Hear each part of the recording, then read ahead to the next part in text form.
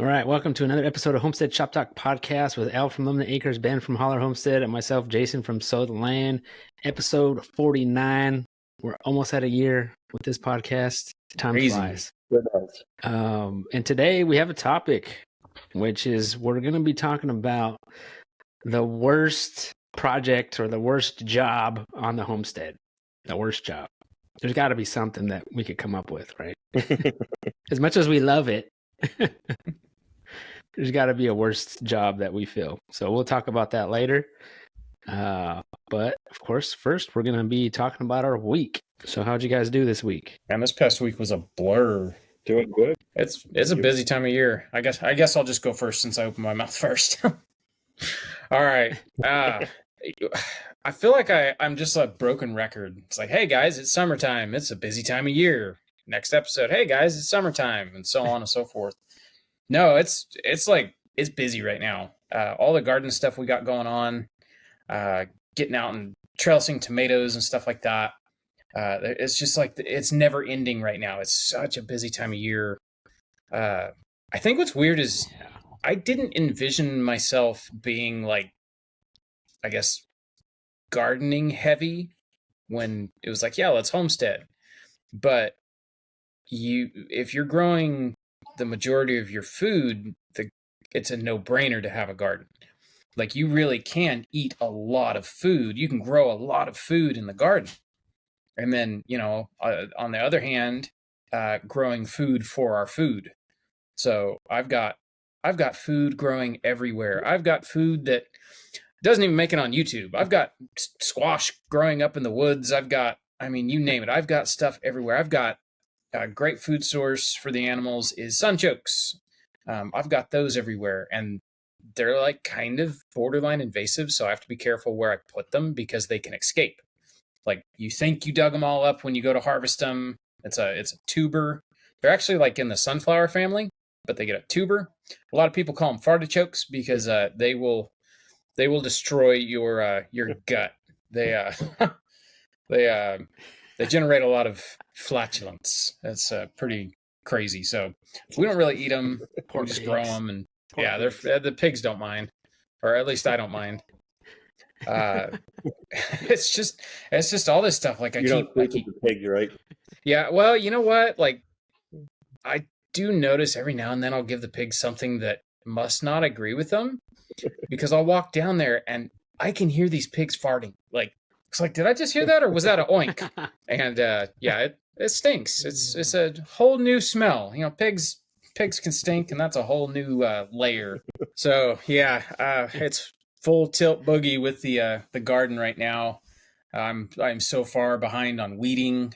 We got a whole bunch of stuff planted, and I walked out there. We've had so much rain too. Like, oh my gosh, Jason, we should talk about this. We had a surprise thunderstorm on Friday night, and it hit in the middle of the night. Did that wake you up? Yeah.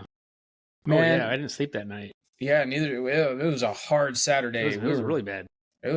I would say that was one of the worst thunderstorms we've ever experienced since leaving California. The only thing worse we ever experienced was we did an overnight stop in Oklahoma. It was Calmet, Oklahoma. And it was like the worst thunderstorm. It shook the trailer. I mean, you could have read a book inside the trailer with all the lights off because of all the flashing from the lightning. Thunder nonstop. It sounded like we were living underneath a train yard or something. It was just, and that's about how this storm was. It was just flashing and thundering, and the rain. Our rain gauge said 2.5 inches in about, what was that, like 3-4 hours of thunderstorm. So it was like pretty amazing. Yep. Something else that happened this past week. I don't know if I'm going to put it on YouTube, but I'm sure it'll wind up in YouTube videos. I bought a wood chipper. My wood chipper that I bought off my friend Mike, I've just had a hard time keeping it running. I'll get it tuned up. It'll work great. Then next time I go, like a day later, I'll go to fire it up and it won't work. And so I got tired of messing with it. And I could put a new motor on it, but what I really wanted was a little bit bigger of a wood chipper.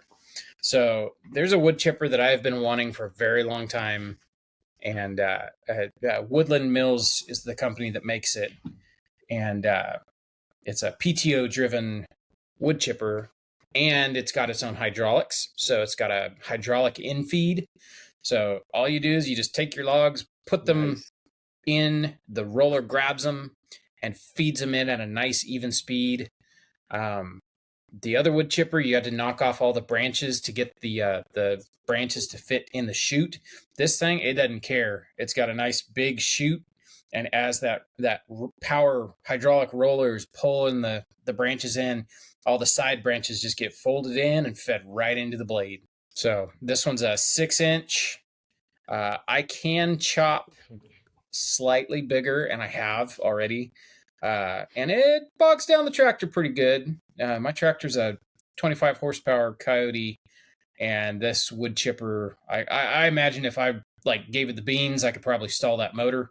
But it's kind of cool. It's got this safety bar in the front to where if you were to get snagged on it and start getting pulled towards that roller, as soon as you bump the safety bar, it kicks out and runs in reverse and pushes whatever you're chipping right back out. Yep. So like I love this thing. I used it. I didn't really use it Friday. I spent all day running around getting stuff so I could use it on Friday. Friday was a day. Like the thing showed up Friday morning. I'm all excited. I get out there. I start getting it put together, and it was just like one of those days where I go down to the barn, I grab a tool, I come back up to the top. I don't know why I didn't just pick the thing up and take it down to the barn and assemble it, but I ran back and forth 50 times.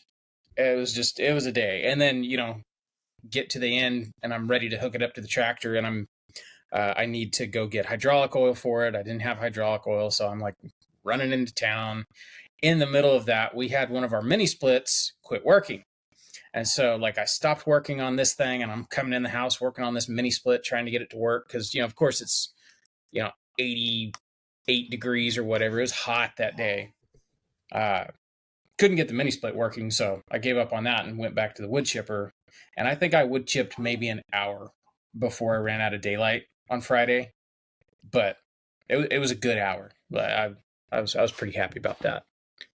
And then Saturday, me and the boys went to a Airsoft field. There's a local Airsoft field that we had heard about, so we went and had a ball. Me and the boys have done paintball before, and that's really like that was my thing back when I was a teenager. Like I loved paintball.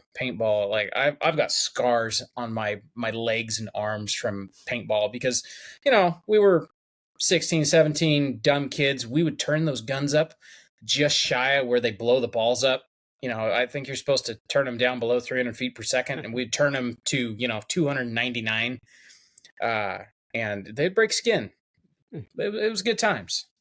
So me and the boys, we've gone paintballing, and they really enjoyed that.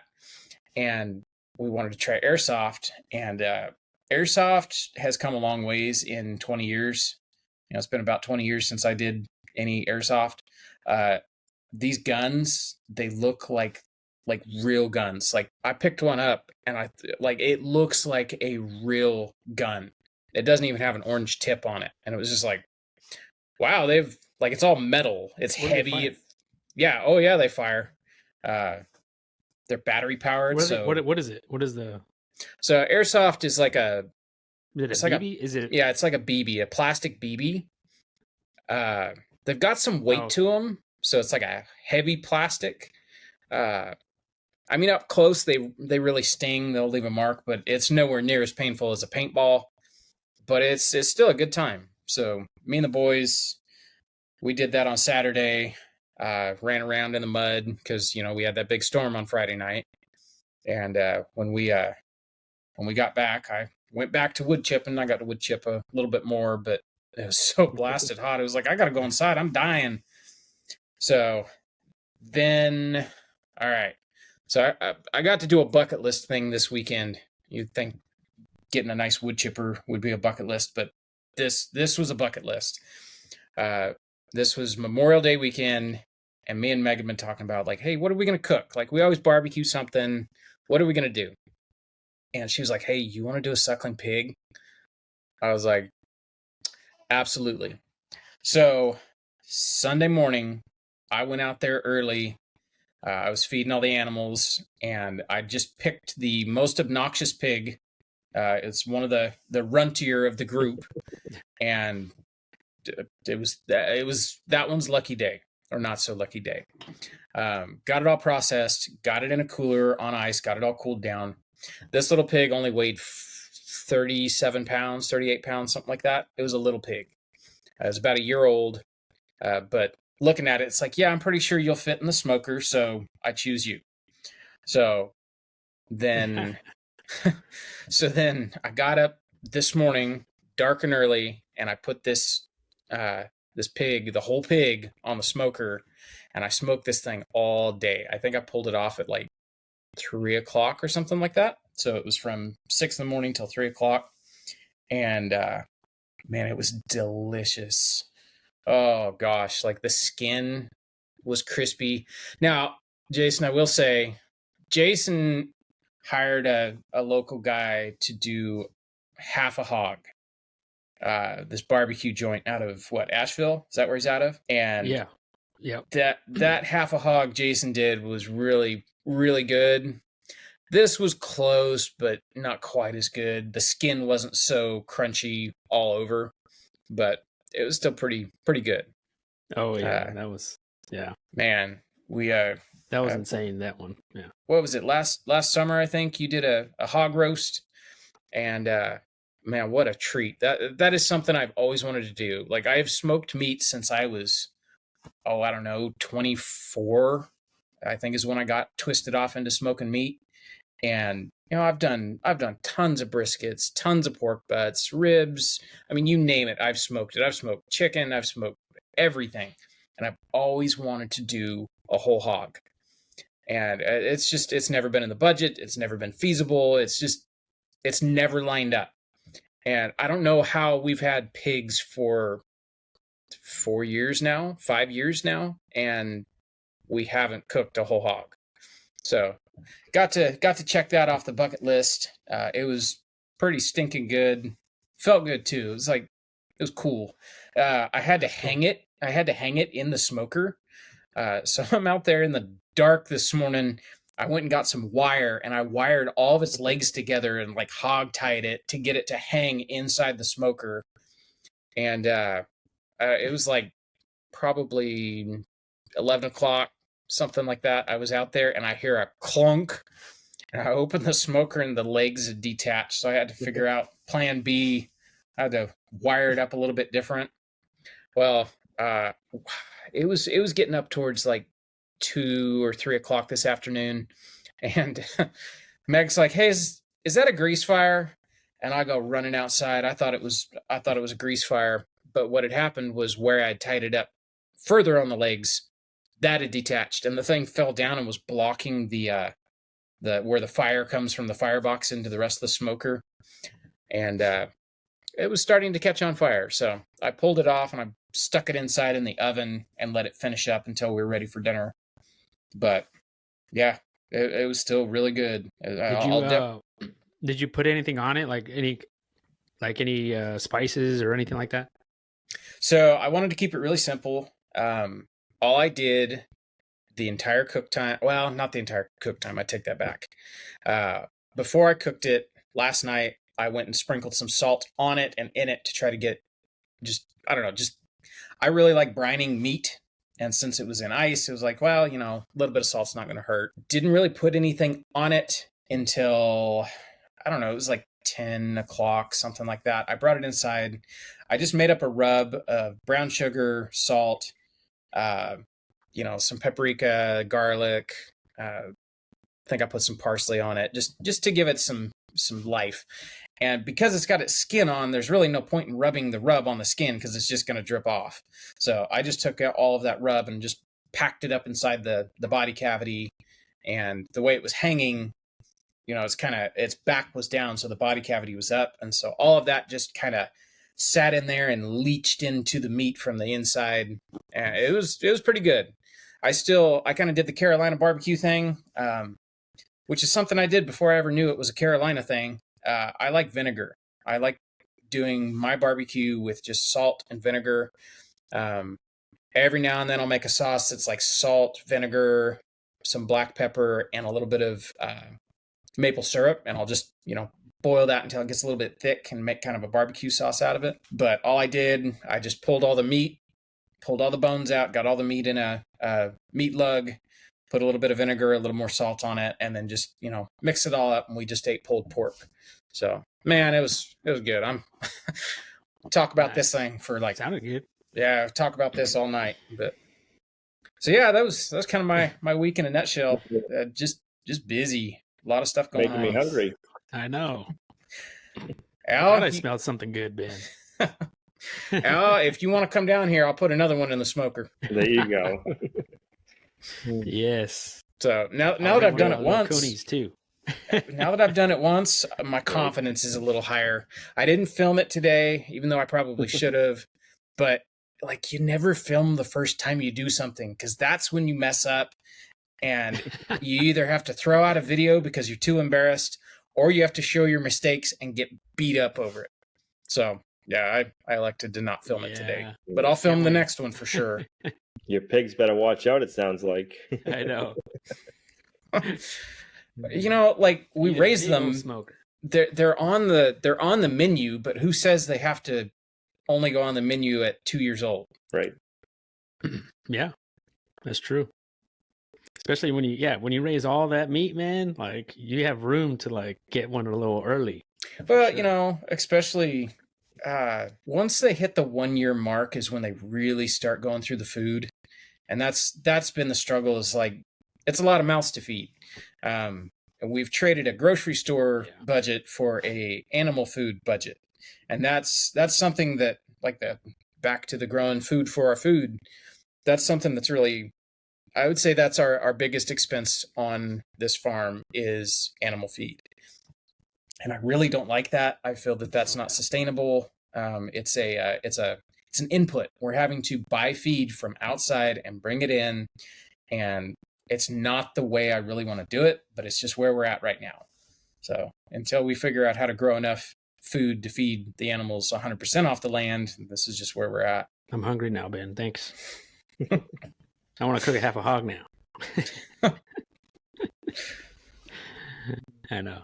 You could probably fit one of those coonies on your smoker. Oh yeah. Oh yeah. Oh, I know. Every time I look at him, it's like, when is it? Wild E. Coyote, when he looks at like Bugs Bunny or something, and like he imagines the bunny on a smoker or on a grill. Every time I look at my coonies, I'm imagining them on the smoker.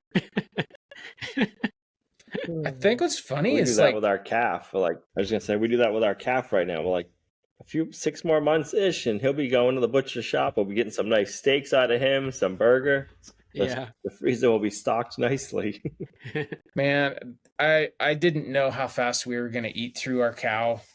We realized the other day we're out of ground beef. I think I talked about that on the last podcast, possibly. Man, that's depressing. It's like, man, that was a lot of ground beef, and we plowed through that so quick. I figured we would have eaten through like the roasts and the steaks faster than the ground beef, but ground beef's so versatile.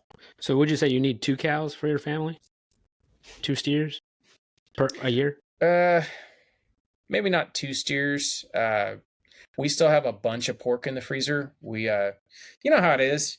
You eat the pork and the chicken, and then you get beef, and you're like, let's switch to eating beef. And then you eat up all the beef, and then you go back to the pork, and it's like, oh, this is so good, and that's what you want to eat. And we just, yeah, that's true. Yeah, we didn't exercise self-control when it came to eating beef. Plus, that was what Meg craved during her pregnancy, was red meat.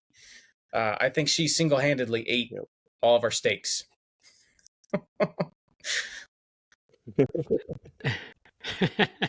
Carnivore. Yeah, Carnivore baby. So you should have a good, healthy baby by the sounds of it, right? You know what? We were actually talking about this. This is the healthiest, happiest, easiest baby we have ever had. And we kind of think that our diet has something to do with it. Buggy was the hardest baby we've ever had, outside of the boys. The twins, they were 3 months early. Meg had preeclampsia. Like that was a whole different ball game.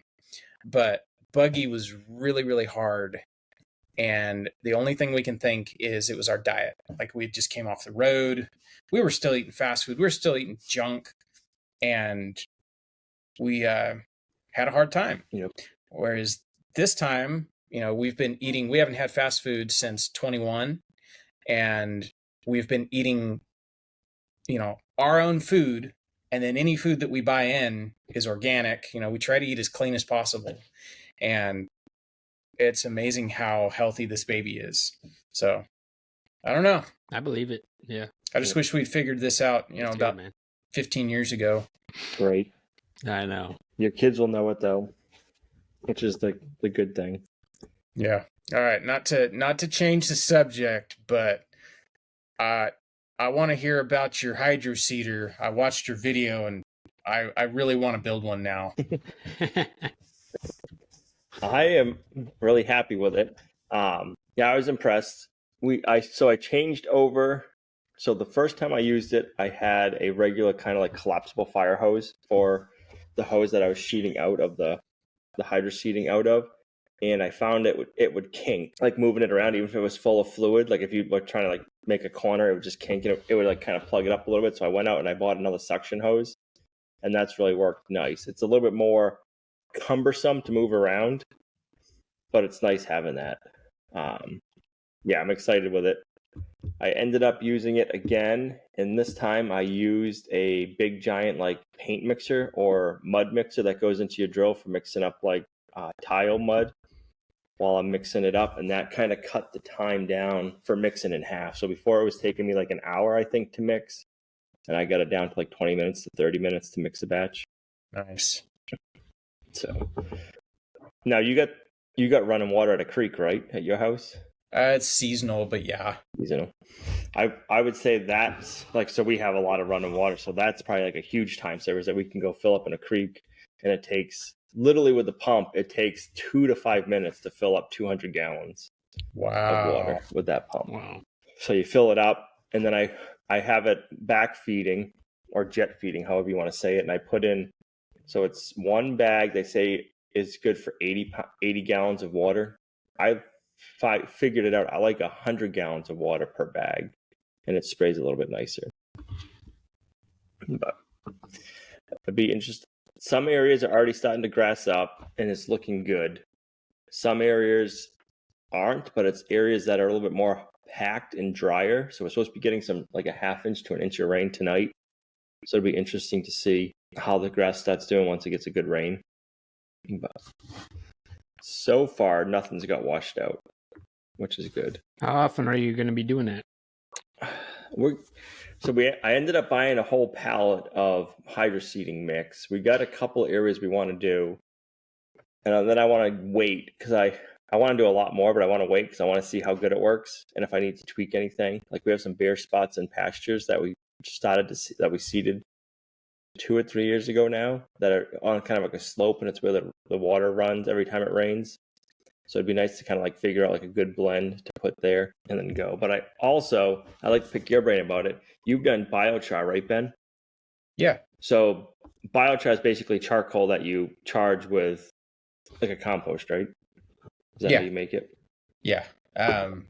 Depending on like what you want to do with it, you can either like put compost with your biochar, or if you just want to charge it, make a compost tea and put that on it. So that's what I was kind of wondering. I'm kind of wondering if you can get the charcoal small enough, maybe like pulverize it and make a compost tea, and then use the Hydroseeder as like a sprayer to spray your pastures and stuff with compost tea that has biochar. Absolutely. It's kind of one of the things I think I try out. I figured it out. The system's paid for itself. So one area that we did that's got washed out really bad, the machine paid for itself in that one area. So if I would have had to go out and buy straw mat to cover those banks, would have been like 4 to 6 straw mats, and the straw mats were like $150 a piece. So say 4 of them, that's $600. I have less than that into the pump and 2 bags of hydroseeding mix to do that one area. So now it's not free, but if you look at it that way, it's paid for itself, and everything else we use it for is free, which is nice. The money it saves you versus having to go buy the straw mats, eventually that thing is going to make you money. At least that's the right way to look at it, right? You buy a tool, you don't have to hire someone. That's how it goes. And then I don't know about you guys, but we'll put hay down. And if I put hay down, like last year, I think we put down, it was either 10 or 20 round bales of hay in areas, and that slope that washed out, that was one of them. But if we'll spend a whole day rolling out round bales, but you wake up the next day, I got like a runny nose, sore throat just from all the hay dust. So I was like this. I was covered.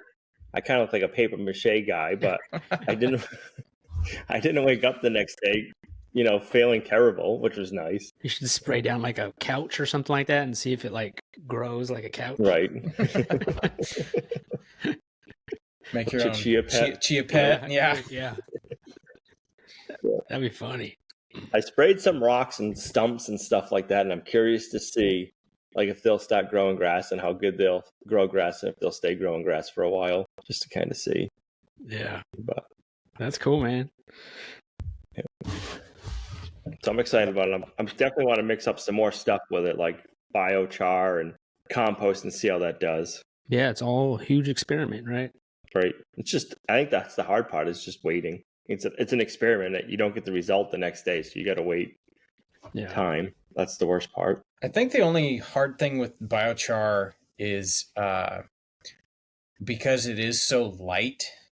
Because I played around with it. I played around with seeing if I could just put, usually when I make biochar, I make all the charcoal, and then I lay boards down, and I just dump it out on the boards, and then just run over it with, the lawnmower or whatever, just to crush it. Like, I'm not using the blades, I'm just using the wheels to crush it.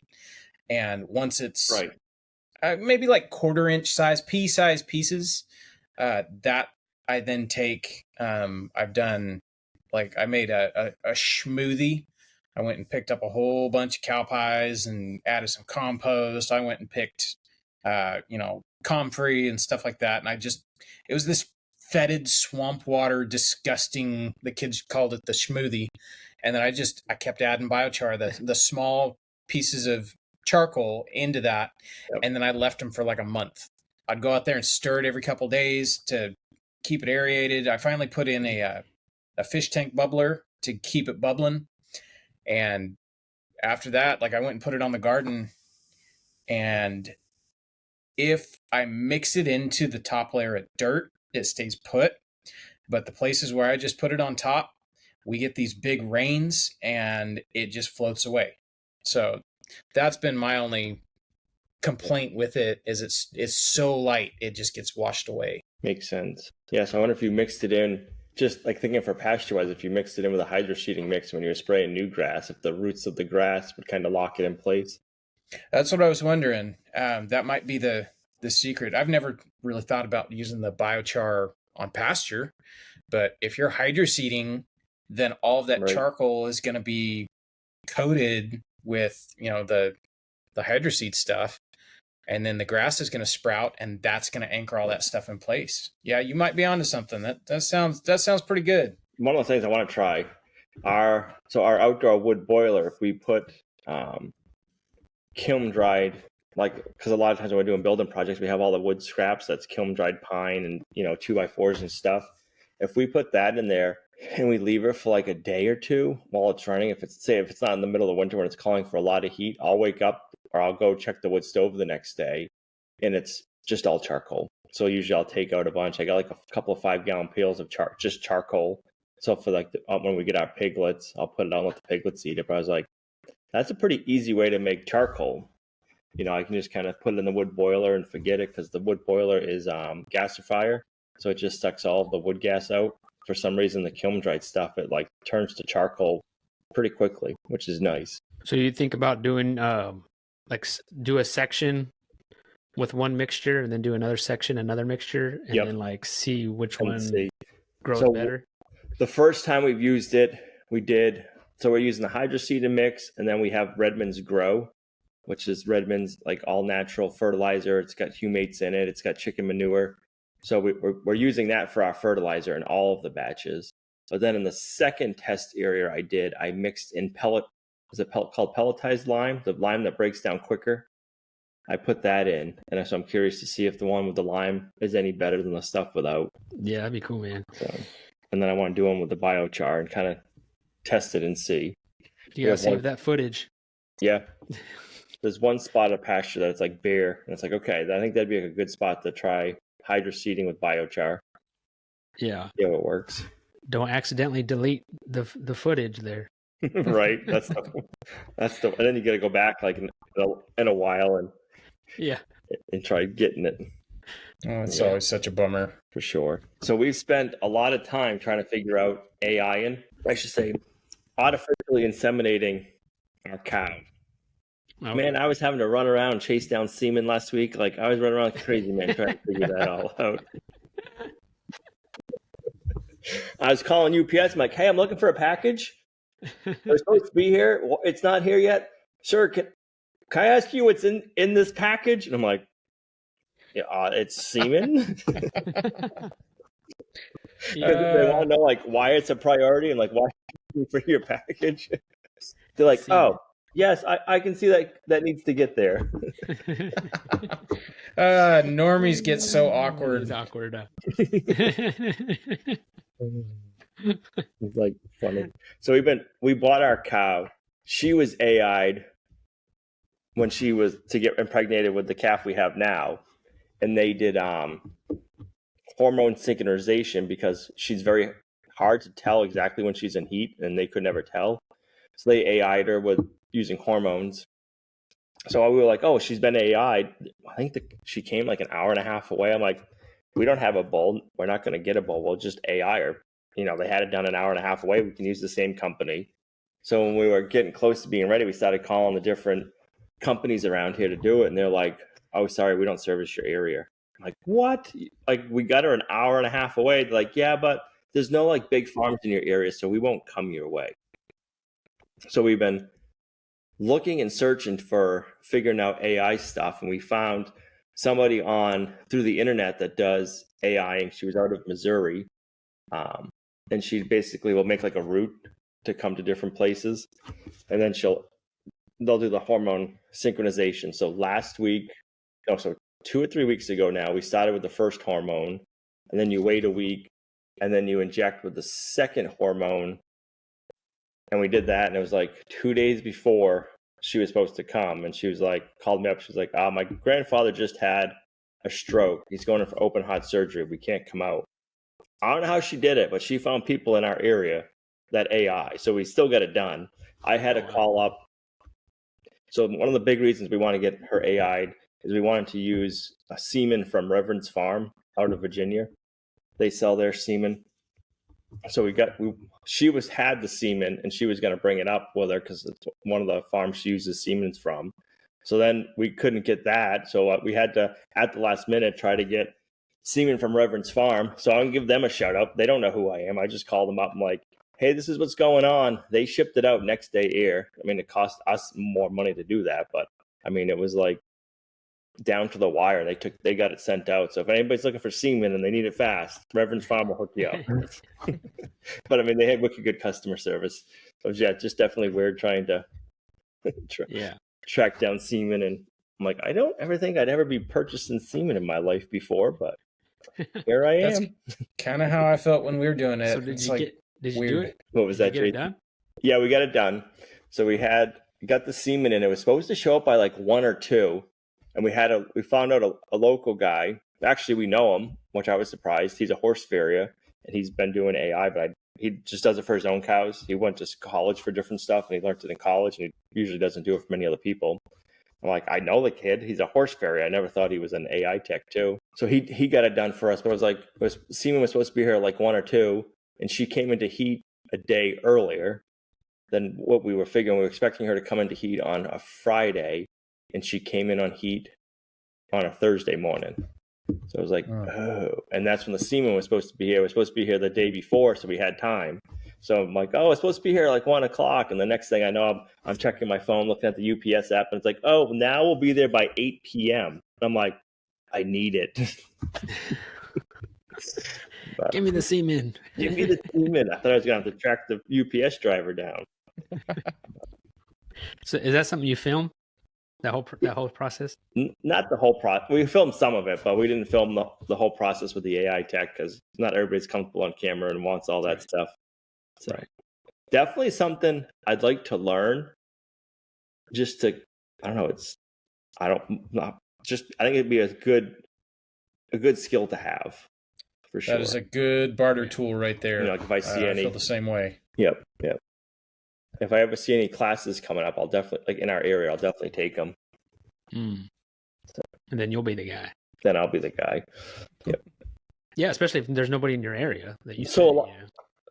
There's a few farms in the area that do it, but they just do it for themselves, and they won't. There was a few farms in the area that we talked to, like, yeah, we AI, but we just do it for ourselves, so we couldn't get anybody. Right. You know, so we were like, oh, we found this lady. I'm like, okay, she plans roots out, and she'll come. So hopefully her grandfather's doing well after his surgery. But it's just one of those things. It's like, yeah, we got her an hour and a half away. We'll just use those people. But our area where we are, there's like one farm that's bought out like all the other farms. And it's just a huge dairy farm now. So they just take care of all their own stuff. We do have a bull, and we plan on using him in the future. But we wanted to get one more good grass-fed genetics on the farm before we started using him to breed our cows. And he's a year old, so he's good to go, but he's a lot shorter because he's not full grown than our full-size Jersey. So I don't know if he could get the job done, kind of thing. He'd probably figure it out. That's our backup plan. He might. We might have to get him like a step stool or something, but you never know. He's like the same age as her calf. And he's shorter than he's shorter than the Jersey one. But he's stockier. I think it's just you know what I mean? Like he doesn't have the long legs. We're trying to get the good grass-fed genetics on the farm, and it seems like you guys have a lot of options down your way that are a lot closer for this kind of stuff. Up here, it's like you talk to people about like A2 and you know grass-fed and stuff like that. It's just not as big of a thing. Like people are looking for it, like that they want milk and stuff like that, but the farms around here aren't into it yet. So it's like I want to get the good genetics up here now and not just kind of, I don't want to say settle, but I guess kind of settle. We're like, no, this is what we're trying to do. We want it for the good health benefits. So we're trying to take the extra steps and get it all, kind of thing, if that makes sense. Oh yeah. So now we got to wait 21 days to see if she goes back into heat. Which the only way we know that she goes into heat is she gets an attitude. So I don't know if that'll pan out so much, or if you wait 28 days or longer, you can do a blood test to find out if they're pregnant. Well, may you have better luck than we did. Interesting week. Did you guys how did you guys do it? Because you tried AI. What did you say? You did it 2 or 3 times, Ben? I think we did it 3 times. And 3 times. None of them ever took. That was frustrating. None of them. So, hope you have better luck. I kind of wondered. Our cow was like 8, so she was a little bit older, but I mean, she still should have a lot of good years still. But I know that the people we sold her to, they haven't been able to get her bred, and I believe they have a bull. But talking to them, none of their other cows in their herd have been bred, so they're getting a new bull. So I don't know if it was just our cow or what, but I'd be curious to know, because it's expensive and frustrating doing the whole AI thing, and then she comes into heat a couple weeks later. Right. Yeah. You gotta wait. Like it's like what, a 3-week cycle for heat, and then once they're pregnant, for everything to go well, it's 9 months. So it's not just something that happens overnight. Yep. Sure. Did you guys do any like hormone synchronization, or did you just wait to see when she came into heat and called the vet? Yeah, we did the vet. We've only got one vet in the area that'll do it, and the attitude was, this is how we're going to do it, and so we did the hormones, and did they give you shots that you have to give the cow, certain day, certain time, or did they come out and do it? No, we got the shots. So we had we had 2 different kinds, and then we had a cedar. That was like some kind of testosterone insert, stayed in for a week. Yeah, so we did all that stuff, and then the AI tech just came out and did the AI. Yeah, sounds like business as usual. Now I will say the first couple, I don't think they were right. Like I don't think it actually put her into heat, but the last time we did it, like everything lined up. We actually hit it to where she would have been in heat anyways when the vet, was planning on coming back. And so we did the hormone stuff, and it was like clockwork. Like she came into heat, the vet showed up, did the AI, but it still didn't take. So I don't know. I had my fingers crossed that last time, and it was just like, well, I don't know what to do. Maybe the cow's broken. Right. Yeah. Our Zelia came into heat like clockwork or a day early, and then like everything else was like lined up. So it's like, hey, and she was definitely in heat. Her heat cycle naturally should have been right around the same time she was going to come into heat anyways for the synchronization. But we had to make sure with lining up the AI tech from coming out of state kind of thing. So definitely I woke up that morning, I'm like, oh, she's whatever. And then I opened our barn doors because it was cold out that night, and our Highland cattle are just across the pasture and they stay outside. I open the door, and then our Highland cattle bull comes over to the edge of his pasture and he just starts mooing. I'm like, yep, she's in heat. So I get on the phone. I'm like, trying to figure it all out because we weren't supposed to do it till the next day. So it was fun. Now we wait. When will you know? So 21 days if we're like, oh yeah, she's in heat, we'll know that it didn't take, and then we'll have to wait another week. If she doesn't go back into heat, we'll do some kind of blood test to see. I see. Yeah. So we had our vet out. Our vet doesn't do AI, and we even asked them before, and they didn't know anybody in the area. We had our vet out for our yearly check probably like 3 weeks or a month ago. When we got Azalea, Cookie was born like 2 or 3 weeks before we took her home. We brought Cookie home with us, and they banded him and castrated him. And he's kind of had been swollen down there. So last year when the vet came out, she was like, oh, who castrated him kind of thing. Like maybe his testicles were retained. But that was it. And then this time she came out and she checked him, and then he was walking off, and she's like, he's castrated, right? I'm like, yeah. She's like, it looks like he still has some testicles. So we brought him back in, and she's trying to feel around, see if she's like, I can feel something up there, but I can't say they're testicles. So she's like, I want to do if you'll let me, she's like, I'd like to do a blood test to check the testosterone. Because it looked like he still had some testicles, even though he didn't have a scrotum no more. So she did it. They did a blood test, and it took a couple of weeks. It came back, but he doesn't have any testosterone. So she's like, he must have like scar tissue or something there, because you would swear he was still packing. But so we were kind of like nervous, because like, oh man, we're getting AI'd in a couple of weeks. We hope he doesn't. We've never seen him do anything before, but we're like, oh, this would be bad. Then we've been working on. We had another area cleared, so we just used the Hydroseeder for a second time. So we had an area cleared lower down where we unloaded hay. You guys don't. Well, you guys probably have mud season all winter. We have mud season for a season. So we had a couple of small areas that were gravel banks that we had flattened out, so that way we'll have more of like an area for hay storage and maybe like a sawmill and stuff in the future. So it was another area Sawmill would be cool. Yeah, it's one of those things. It's like, I wish I would have. I shouldn't say I wish. If the prices of sawmills were what they used to be like 5 years ago, I'd probably have a sawmill. But sawmill prices went up like so bad during COVID. Yep. And then a lot of people that are selling them used, they still want like brand new prices for sawmills. It's like, I can't justify buying one yet. Because they're like, I could buy a sawmill and mill my own lumber for cheaper than buying it at a hardware store. Yeah. Yep. Now it's cheaper to go buy the lumber than it is to sell your own for the price of everything. So I'd say that's been it for the week. Enough excitement for now. Hopefully this coming week's a little bit slower. It seems like it definitely comes in seasons. It's everything all at once for sure in the homestead. Yeah. Absolutely. So what have you been up to this week, Jason? Yeah, so we had so as we all know, I lost the 2 lambs a couple weeks ago, and we processed them and put them in the cooler, and we finally pieced them out. I filmed the whole thing, and then I go ahead and accidentally delete all the footage. Oh no. So That's no fun when that happens. I know. Ugh. I was like, I was gonna go and edit. And I was like, wait a minute, I can't find it.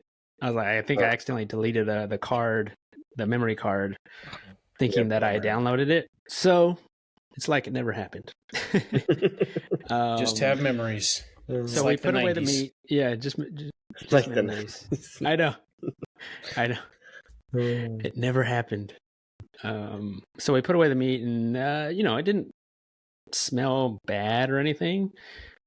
It was fine, and so we kept some meat out, like a little piece, and put it in the fridge. And then because my intention was like, oh, we should try a piece, we should cook it. So we cooked this. It was like 2 pieces. We cooked one, we ate it, super tender. It was great. I ate the second piece and I couldn't even eat it. Like it tasted nasty. I was like, I don't know why that was. Like I couldn't even eat it, man. It was that bad. So we have not. I was like, okay, we still need to try the rest of it. Maybe it just was I don't know, bad piece for some reason. I don't know what. So we haven't had any of it again. So our goal is this week is to try it again. Were they the same cuts of meat? Hard to say. I don't know. I'm not sure if it was or not. It looked the same. Yep. But there were 2 separate pieces, so I'm not sure. And these pieces were not frozen at all, so I don't know. Maybe that has something to do with it. I mean, I don't know. So we're gonna give it a shot again, and if it's unedible again, well then maybe we just toss it all. That's a bummer. But we'll see. We'll see. Yeah, I mean, we pieced it out pretty fast. I mean, it's just like a tiny cow. So altogether, for both lambs, it was, I believe it was 40 pounds, 45 combined? pounds, I think. Okay. For both combined. Man. That couple sheep we did last year, that was the 2 smaller ones combined were probably about that. They're so small when they're young like that. Yeah. They were they were only 3 months. That was probably like what ours was 45 pounds after we processed. One. Yeah. Yeah, that's interesting. Yeah. So I don't know. It was a good practice, at least for this winter. Right. How are the other ones doing? Are they settling in good? Yeah, they're doing fine. I mean, they're no problems at all. They're pretty easy.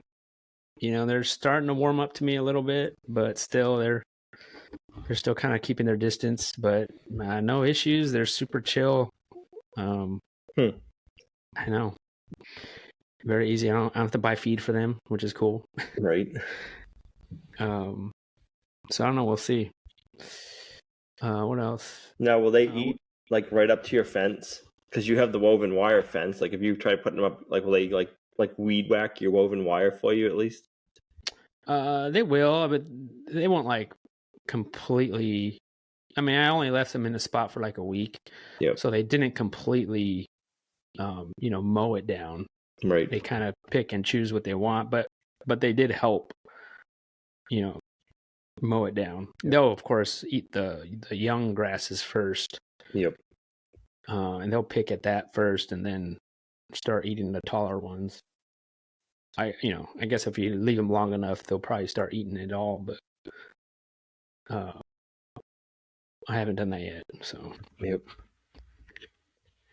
So yeah, like Ben, we're harvesting a bunch. We're drowning in cabbage right now from Lorraine's going crazy, making sauerkraut and kimchi and trying to save it all. And our pigs are eating very good right now. Nice. Which is cool. That's what we wanted, that we're trying to grow food for our animals. And we have a lot of that cabbage, so they better like cabbage. What else? We got turkeys this week, and we've had one die so far. Not bad. So that's pretty good. That's pretty good. Yeah, that's pretty good. And it was already when we got it in the mail, it already looked like, I was like, oh, okay, this one's gonna die tomorrow. It didn't look too good. Yep. And it did. But other than that, the rest of them. Let's see, when did we get those? I think last Thursday. So it's been like 4 days, and all of them look really good right now. So crossing fingers, but so far so good. Nice. So this week I've been doing a video this week, but not for our YouTube channel. I've been doing one for I've been working with Chick Lift. You guys know Chick Lift. Oh yeah. For the people listening, they're we use them in back of our chicken tractors. It's a wheel system that they just pop up your chicken tractor. So the guy, they're out of Texas. The guy makes them, and he's getting them into Ace Hardwares. Nice. Oh, nice. He's going to sell them at Ace Hardware, and he has them in there now. So if anyone at select Ace Hardwares in Texas, gotcha. So not all of them, but he says that eventually they're going to be in all Ace Hardwares. But if you're in Texas, I'm not sure exactly where in Texas, but they're in select stores there in Texas. So if you go in Texas, and so they're giving him a display, at the end of the aisles, you see a display of something. So it's a Chick Lift display, and then he's putting up a flat screen, kind of a small TV. And so I did a video for him, kind of like a commercial. A Chick Lift commercial at Ace Hardware. This is kind of funny, kind of cool too. But that is cool. It's me. So it's me like, hey, this is a Chick Lift. I'm Jason, and that's awesome. Which is, I think it came out pretty good, and he liked it. So yeah, if you have an Ace Hardware, go check out, see if it's there, and you might see my video there. Do you appear in the video? Cool. Like, yeah, that's awesome. Yeah, it's me in there. He's like, you could be in the video if you want. Like, it's like an install video, and it's like, what is a Chick Lift? What is a chicken tractor? Because talking to him, he's from Texas, and he's like, for some reason, a lot of people in Texas don't know what a chicken tractor is. Like, they've never, like, there's so many people here that they're not part of that. They're not part of that world. I guess our world, like right. Homesteading and movable coops. So he's like, you need to explain in the video what that is, because, honestly, if you see a Chick Lift at the store and you don't have no idea, right. You're not going to know what that is. Like, what is this? The new, are these the new rollerblades? Right. Is this a new skateboard? Why does my chicken need this? Yeah. So explaining what that is, and then what a movable coop is and all that stuff. So that's what the video is. And so, yeah, it's going to live at the Ace Hardware. So hopefully it does well for him. And he sells them. And because I think he's trying to get them in other stores too, which is pretty amazing if he ends up doing it. That's some major manufacturing right there. Yeah. I'm pretty sure he's probably just going to be pumping them out. Which is, I think it's pretty cool, like, to get to that point. So yeah, that's what I was doing this week, filming that.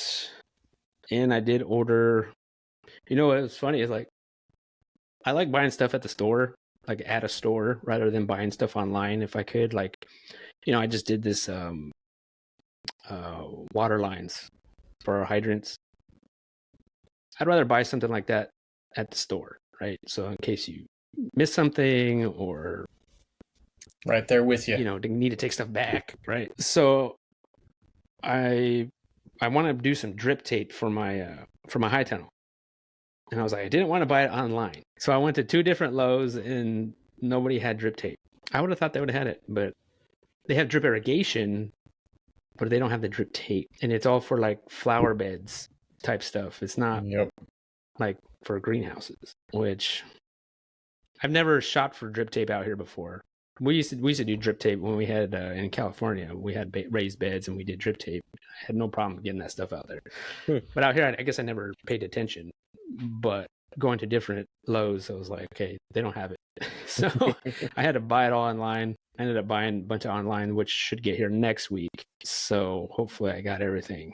You do the Farmer's Friend stuff, or did you just buy whatever? I did do Farmer's Friend. I had to buy it individually because the way our raised beds are, they have the kits, which is pretty convenient.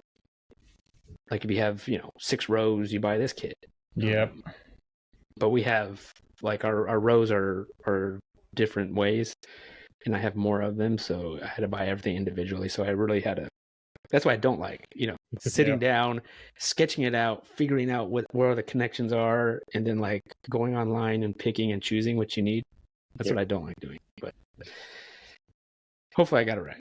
But it should come next week, which is cool. The Farmer's Friend system is really cool. You like your drip tape, Ben? Oh man, I love it. We're getting ready to rip out the potatoes in the greenhouse, and once we do that, I am extending our drip tape that's currently for the tomatoes, and I'm going to extend it over to where it hits the potato, or not the potatoes, that side of the greenhouse as well. It's so superior to using soaker hose.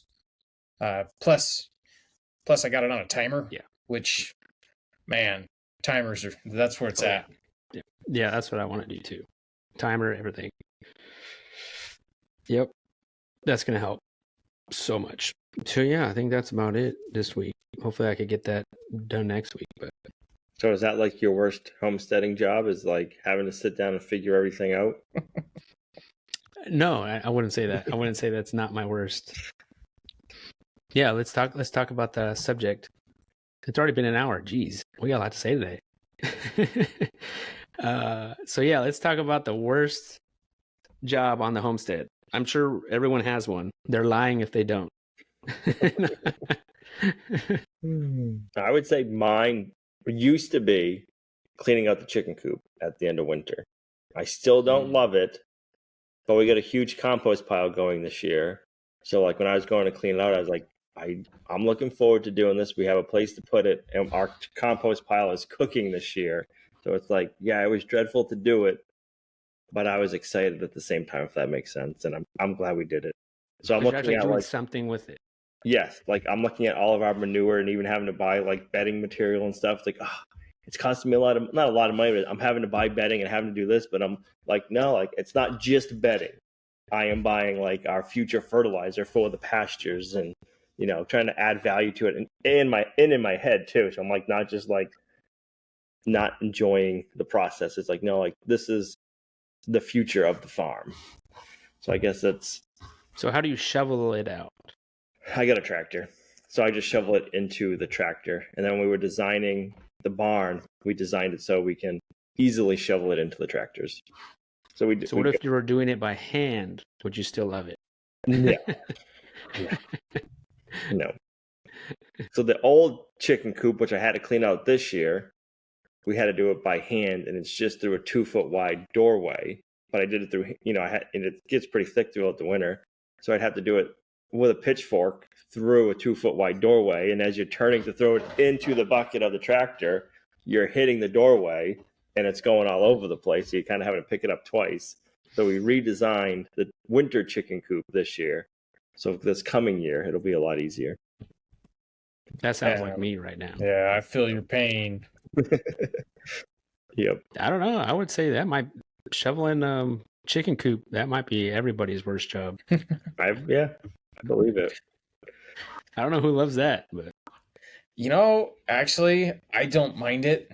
The inside of the chicken coop under the roost, I just add wood chips and charcoal, and I just keep adding, and then when I finally get to go clean it out, it's like an archaeological dig. I can see, oh look, this layer I added charcoal. Oh, this layer I added more wood chips. Generally, like, it's kind of cool because the wood chips break down to just powder. And if you've got enough carbon in there, the charcoal and the wood chips, it doesn't stink per se. I mean, it can, but I get so excited because that stuff goes straight on the garden and it makes stuff grow like gangbusters. I love that stuff. So I don't mind that job. The kids hate that job. Like if I need a punishment, like say they someone, does something that it's like, all right, you know what you're doing? You're gonna go clean out the chicken coop. Oh man. Can't you just like hit me or something? Nope.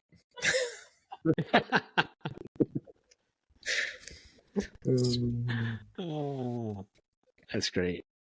Yeah, I would say that's up there in the worst. The cleaning out the coops. But yeah, if you had a better system like Al's system, then yeah, it wouldn't be such a big deal. Like, yeah. What about, I know one of the other things I really dread is after chicken butcher and having to clean up all the tools and the plucker and the killing cones, and I dread that every butchering time. Oh yeah. I also dread that. Setting up, taking down. I don't mind setting up, it's taking down.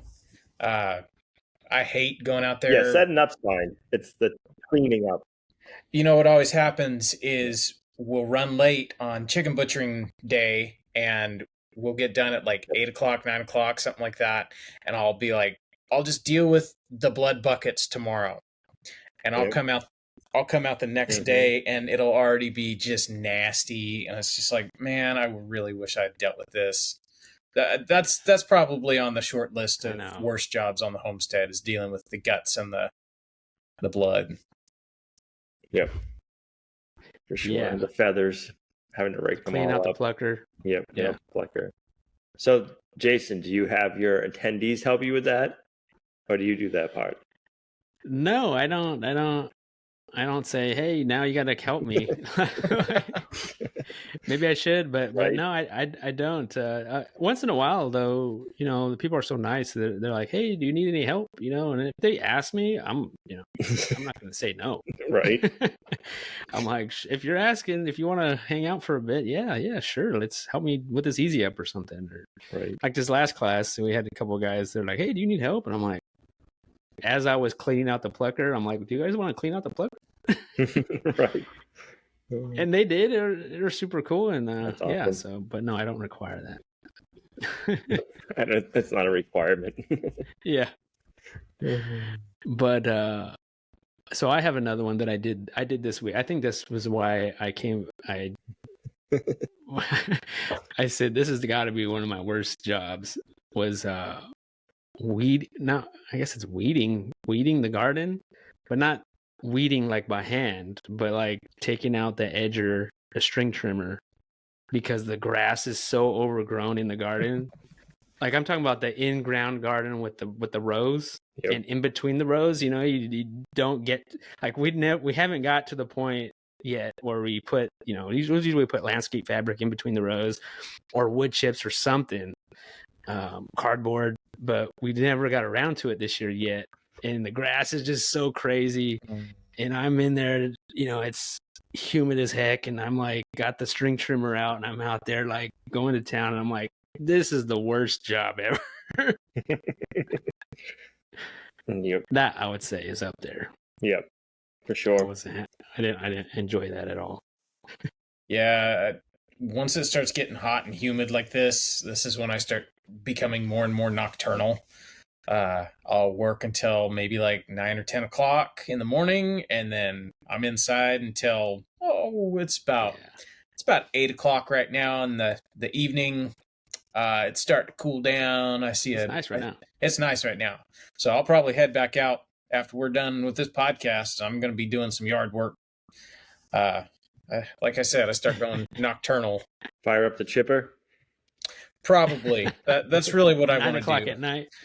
Yeah, you know what? I have a neighbor that has like his whole property covered in like great big spotlights. It looks like a stadium at night. And he mows his lawn until like midnight. And so it's just like, it must be summertime. What? He's out there with all the lights on, mowing his lawn in the middle of the night.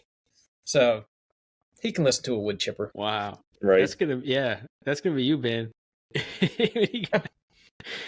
You're like, it's probably too hot for him, for sure. Oh yeah, probably. That's funny. Let me know what you think about that chipper. I've been eyeballing those for a while now, but I haven't pulled the trigger on one. I was like, those look like they'd be kind of nice. So I think they have a feeders. 4-inch, a 6-inch, and a 8-inch. I think like the 8-inch is for it's like a 35 horsepower and bigger.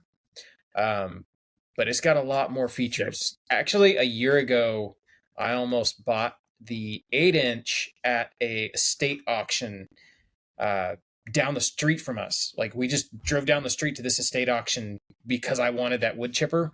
It went for the brand new price. Like I have wanted this wood chipper for a while, and like I know what the price was, and I'm bidding on it, and it's going higher and higher and higher. And I stopped bidding, and it keeps going higher, and it finally goes for new price, and it was used. I love it so far, but I'll let you know. Yeah, no complaints. It's freaking awesome. I got one. So this one, I don't know if this would surprise anybody, but I've kind of hinted and talked about it. One of the jobs that I hate doing is filming something that I either don't know how to do or building projects. And I can tell you why. I don't know what it is about building projects, but if you misplace a nail, you show something the wrong way, you will get beat to death on that. To the point where I don't like filming building projects anymore.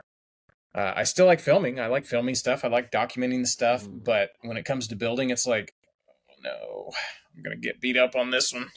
Yeah, that's true. Can't win, but what are you going to do? Did you get it on your electrical video yet? Oh yeah, I got it. I got some. Yeah, it wasn't too bad. I kind of was brief on my electrical footage. I was like, just a little bit. I got to sure enough. Yeah, but sure enough, it was just like, oh, why'd you do that? And I'm like, When we wired our barn, I got hammered, and then I had an electrician come in delivering something. And he was like, "Did you wire this yourself? Oh, you did a really good job." And going on, I just laughed. He's like, "You did that right. Thank you very much." Like, hey. Yeah. That's funny. Yeah, for sure. I can't think of another one. Weed eating, shoveling out a brooder. Yeah. Cleaning after a chicken butchering. I mean, it's all part of the job, Yep. I think really for me, mowing the lawn maybe. You don't like mowing the lawn? I love mowing the lawn. Well, it's grown on me over the years. I just put on a podcast or some music and I just zone out. I have pretty much had that job taken from me. The boys have demanded that they get to mow the lawn, so I've had to just kind of relinquish that.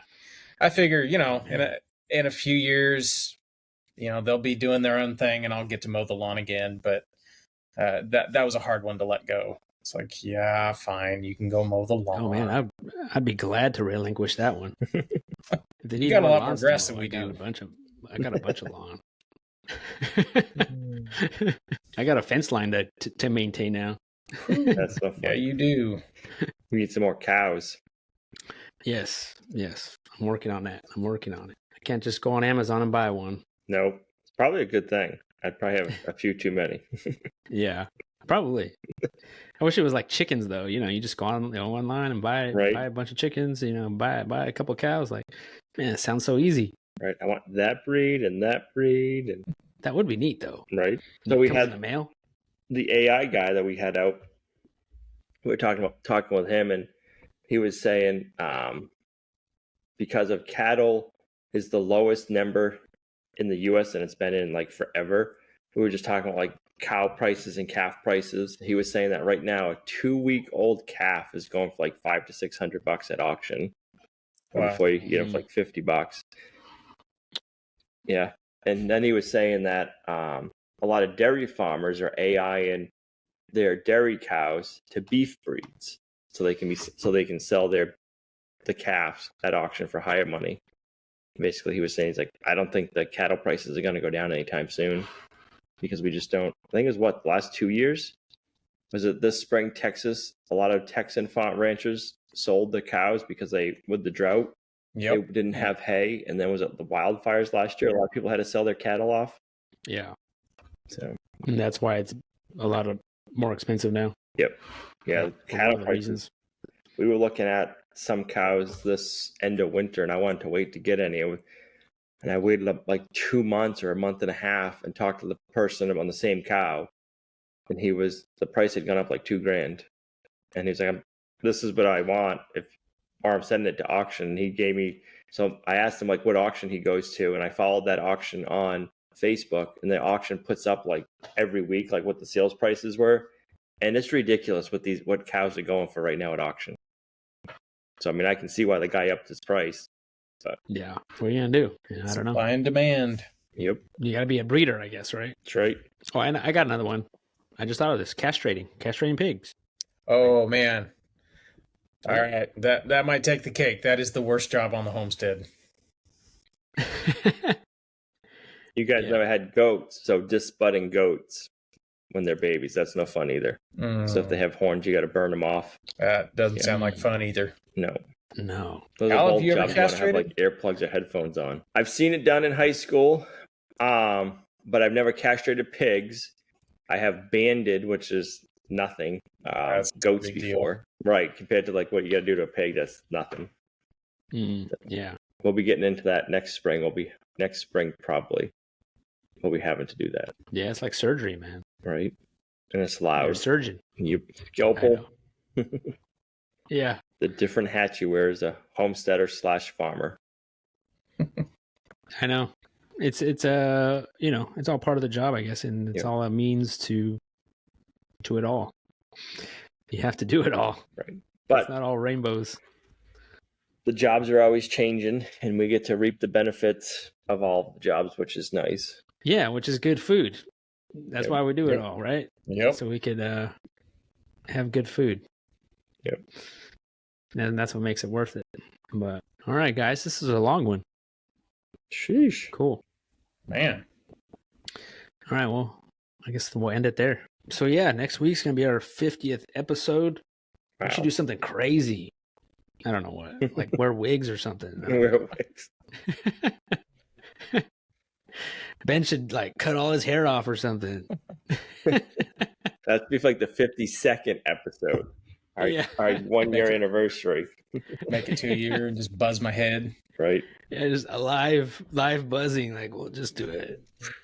We'll auction off the ponytail. Yes, I know. You cut yours, and me and Jason will have to grow it for the next year. You can't get a haircut for a whole nother year. I know a couple people that have tried that, and like 2 months in, they're like, I can't do it. I got to cut it. It looks terrible. It's like, yeah. Right. You have to deal with it looking terrible for a long time. It's like a beard. Once you get that certain threshold, you just that certain hump, like then it looks all right. All right. Well, we appreciate everyone listening and watching this podcast. Thank you so much. If you have not, go leave us a review on iTunes. Also, give us a thumbs up and on our YouTube channel, and subscribe to your YouTube channel if you have not. And we appreciate you, and hopefully everyone has an awesome, wonderful week. And we'll see you guys next week. Have a good week, guys. Later, everybody.